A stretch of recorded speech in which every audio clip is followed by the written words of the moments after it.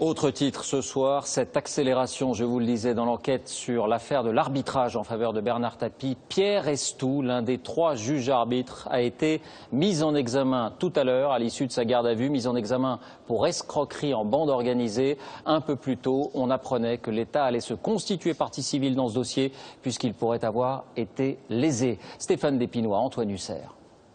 Un ancien haut magistrat mis en examen pour escroquerie en bande organisée est faux.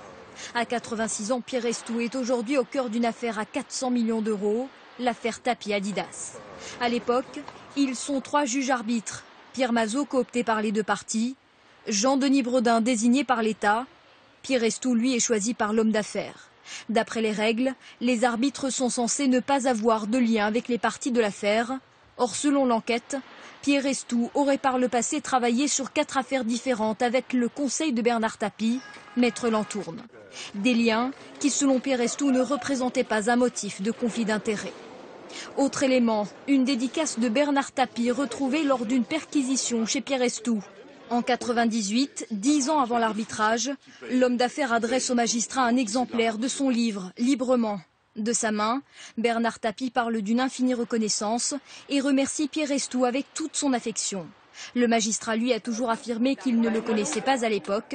Interrogé hier, Bernard Tapie a répliqué qu'il s'agissait là d'une formule de politesse courante.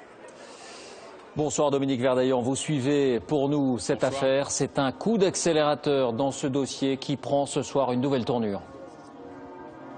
Oui, cette mise en examen de ce haut magistrat qui est toujours en observation ici à l'Hôtel 2 pour raison médicale est le premier acte judiciaire qui porte véritablement un coup à cet arbitrage qui a été favorable à Bernard Tapie. Alors 2 conséquences. D'abord, vous l'avez dit, dès la semaine prochaine, Pierre Moscovici, le ministre des Finances, va se constituer partie civile dans le dossier au nom de l'État. Ensuite, cela lui donne un argument pour évidemment lancer un recours en vue d'une éventuelle annulation de cet arbitrage. Une mise en examen qui intervient 5 jours après l'audition de Christine Lagarde, qui, elle, vous vous en souvenez, était sortie de cette audition avec le statut de témoin assisté. Merci Dominique.